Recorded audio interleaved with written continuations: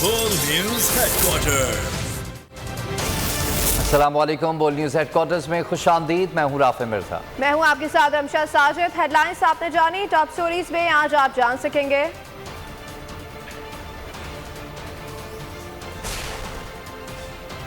NAB ترمیم challenge, ٹیکسوں کی بھرمار،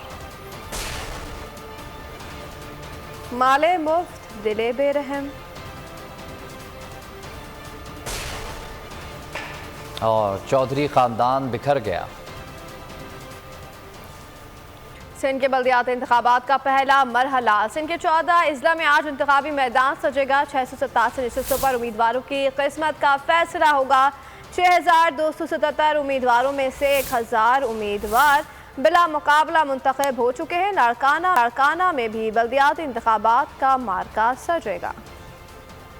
سندھ کے بلدیاتی انتخابات کا پہلا مرحلہ۔ سندھ کے 14 اضلاع میں آج انتخابی میدان سجے گا۔ 687 نشستوں پر امیدواروں کی قسمت کا فیصلہ ہوگا۔ 6277 امیدواروں میں سے 1000 امیدوار بلا مقابلہ منتخب ہو چکے۔ لاڑکانہ میں بھی بلدیاتی انتخابات کا مارکا سجے گا۔ پہلے مرحلے میں 4 ڈویژنز کے 14 اضلاع میں عوام حق رائے دہی استعمال کریں گے۔ سکھر، لاڑکانہ، میرپور خاص اور شہید بے نظیر آباد میں بلدیاتی نمائندوں کا چناؤ ہوگا۔ 143 ٹاؤن کمیٹیز، 14 ضلعی کونسل میں ووٹ ڈالے جائیں گے۔ ایک metropolitan corporation, 45 town municipal corporations میں بھی پولنگ ہوگی۔ 135 چیئرمین اور وائس چیئرمین بلا مقابلہ منتخب ہو گئے۔ چیئرمین اور وائس چیئرمین کے لیے اب 752 نشستوں پر ٹاکرا ہوگا۔ ڈسٹرکٹ کونسل میں 107 امیدوار بلا مقابلہ جیت چکے۔ سندھ میں بلدیاتی انتخابات کا دنگل۔ لاڑکانہ ضلع کے 1330 امیدوار پنجہ آزمائی کریں گے۔ شہریوں نے اپنے امیدواروں سے امیدیں لگا لیں۔ کہتے ہیں کہ لاڑکانہ میں سب سے بڑا مسئلہ پینے کا پانی ہے۔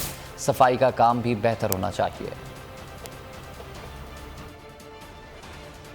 لاڑکانہ میں بڑے سے بڑا مسئلہ ہے وہ پینے کا پانی ہے، جس کی کنٹامنیشن بہت ہے اور جو کافی کنٹامنیٹڈ ہو چکا ہے اور جو ہمارے پینے کے لیے لائق نہیں ہے۔ اور دوسری بات یہ ہے کہ لاڑکانہ میں ابھی صفائی کا اور بھی نظام اس سے زیادہ بہتر ہونا چاہیے۔ آنے والی جو مقامی حکومت ہے، ہم ان سے بہت زیادہ امیدیں رکھتے ہیں کہ وہ پانی کے مسائل کا بھی حل کرے۔ مصنوعی اتحاد کی ہوا نکلنے لگی۔ ایم کیو ایم نے سندھ میں حلقہ بندیوں کے خلاف آج سپریم کورٹ جانے کا اعلان کر دیا۔ فاروق نسیم کہتے ہیں کہ عدالتی فیصلوں کی نظیر سے سندھ ہائی کورٹ کا فیصلہ مطابقت نہیں رکھتا۔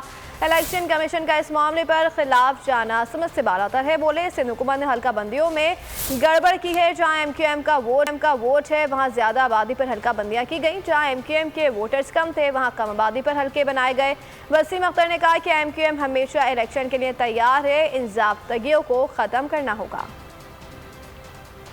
ہائی کورٹ کے فیصلے کے خلاف سپریم کورٹ جائے گی۔ اگر تو ڈیٹیلڈ آرڈر جلدی آ جاتا ہے تو ہم اس کا ایک آدھ دن انتظار ضرور کریں گے، نہیں تو شارٹ آرڈر کے خلاف ہم اپیل کرنے جا رہے ہیں۔ جو بات مجھے سمجھ میں نہیں آئی، الیکشن کمیشن اس کو کیوں اپوز کر رہی ہے؟ اگر الیکشن کمیشن اس کو اپوز نہیں کرتی تو یہ کریکشن کے بعد الیکشن ہونے تھے۔ گورنمنٹ آف سندھ نے جہاں چاہا، جہاں ایم کیو ایم کے ووٹرز زیادہ تھے، آبادی زیادہ تھی، وہاں کانسٹیٹوئنسیز کم بنا دی۔ اسی لیے ہمارا یہ موقف ہے کہ جو سیکشن 10(1) ہے، کریشن آف نمبر آف کانسٹیٹوئنسیز، یہ ای سی پی کا مینڈیٹ ہے، یہ گورنمنٹ آف سندھ کا یا کسی پروونس کا مینڈیٹ نہیں ہے۔ اور اسی لیے ہم یہ کہتے ہیں کہ 2014 کا جو سپریم کورٹ کے 2 ججمنٹس ہیں اور سندھ ہائی کورٹ کا ججمنٹ ہے، اس کی خلاف ورزی کی ہے گورنمنٹ آف سندھ نے اس وقت۔ دیکھیں، تیار تو ہم بھی ہیں، مگر جہاں جن چیزوں کی نشاندہی کر رہے ہیں وہ چاہتے ہیں ہم کہ وہ کریکٹ ہو جائیں۔ تیار تو ہم بھی ہیں الیکشن، ہم نے بھی منع نہیں کیا کہ الیکشن پوسٹ پون کر دیے۔ جولائی انتہائی اہم ہے، یہ امپورٹڈ حکومت کے خاتمے کا مہینہ ہوگا۔ شیخ رشید نے پیش گوئی کر دی۔ ویڈیو پیغام میں کہا کہ قوم عمران خان کے ساتھ ہے۔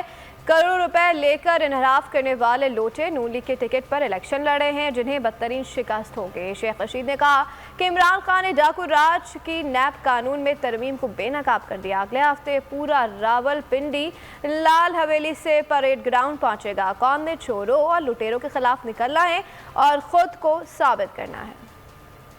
اور یہاں آپ کو بتائیں کہ سیاست میں اختلافات نے برسوں پرانے رشتوں میں دراڑ ڈال دی۔ چودھری برادران میں اختلافات کھل کر سامنے آ گئے۔ کاف لیگ کے چودھری وجاہت نے الگ پارٹی بنانے کا اعلان کر دیا تو چودھری شجاعت حسین نے رد عمل میں کہا کہ پاکستان میں پہلے بھی سینکڑوں پارٹیاں ہیں، ایک اور بن جائے تو کوئی فرق نہیں پڑے گا، لیکن جو الفاظ چودھری وجاہت نے استعمال کیے وہ انتہائی بےہودہ ہیں۔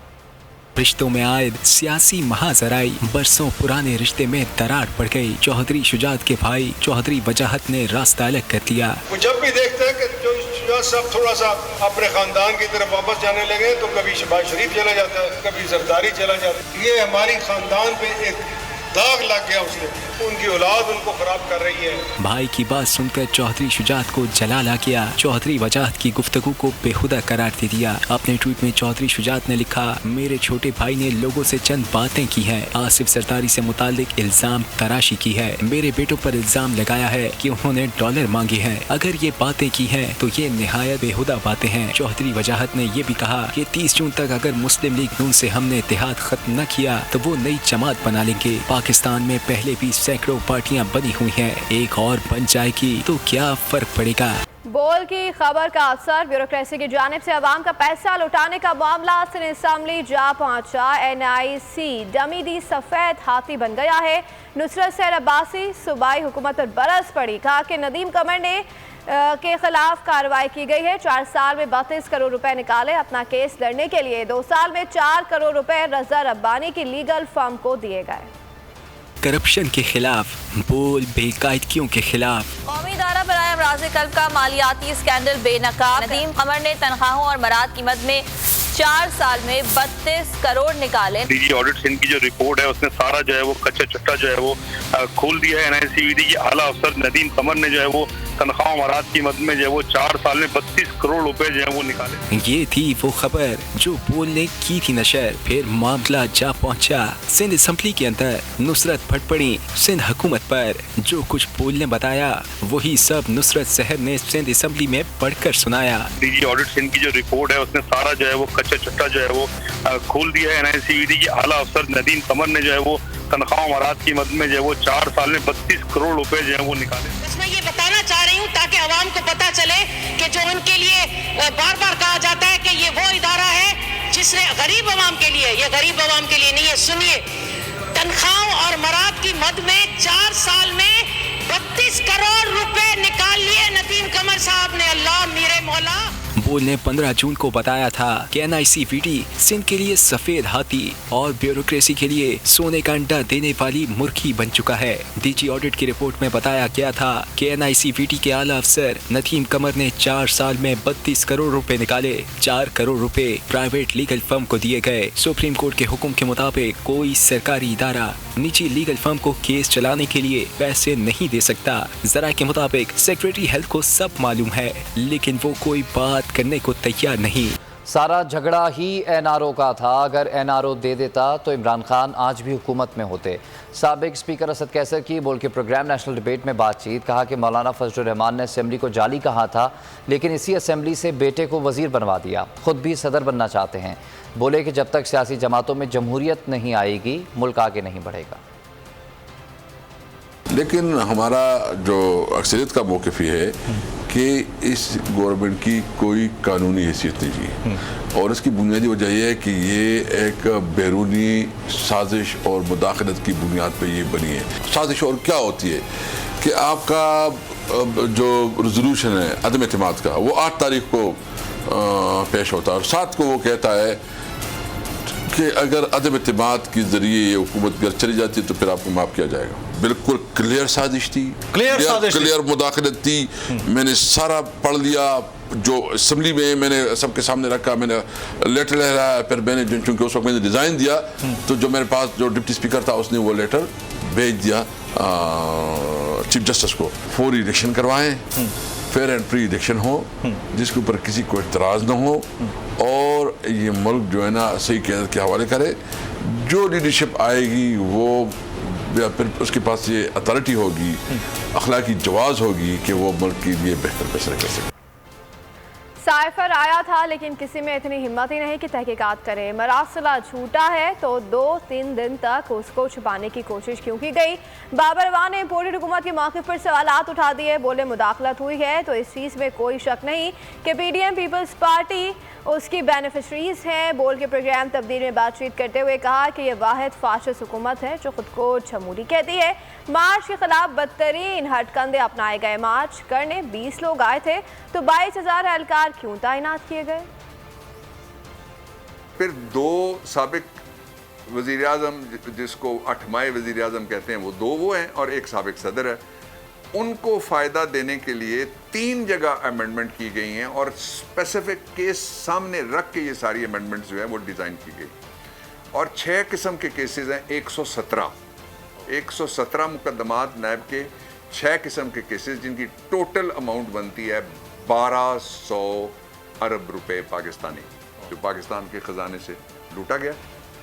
इस NRO 2 के ज़रिए से उन्होंने वो 100% उनको क्लीन चिट मिल जाए। और दूसरी जानिब यास्मीन राशिद कहती हैं कि तहरीक एतमाद के बाद इम्पोर्टेड हुकूमत में शामिल जमातों के चेहरे सबके सामने आ गए। इमरान खान की मकबूलियत उरूज पर है। लोटे हलकों में जाते हैं तो चोर चोर के नारे लगते हैं। 20 हलकों में तहरीक इंसाफ कामयाबी हासिल करेगी। जो हाल इस वक्त पाकिस्तान का, ये जो हुकूमत आई है इम्पोर्टेड हुकूमत, जो उसने 2.5 महीने के अंदर जो हशर नशर कर दिया और ये सारी कीमतें बढ़ा के और रोजाना मजाक उड़ाया जाता है इस कौम का। मैं तो हैरान ही हो गई। एहसन साहब ने जब फरमाया आप चाय कम कर, वो लोग उन्होंने अपनी ज़मीर बेचे, वो लोटे बन के दूसरी तरफ जाके खड़े। क्या इज्जत है। मैंने अभी सुना था कि हमारे जो बागड़ियाँ गए थे तो वहाँ लोगों ने उनको लोटा लोटा कह के गवा दिया, चोर चोर भी कर। आप लोगों का खामोशी का एहतजाज था, उस सारी दुनिया में उसने पैगाम दे दिया कि पाकिस्तान की कौम जो है वो इमरान खान के साथ है। और आप लोगों ने 17 तारीख को निकल के ये बात बता देंगे कि ये पाकिस्तान अवाम का है, ये बैरूनी ताकत। सब्सक्राइब करें और बेल दबाएं ताकि कोई खबर रह न जाए।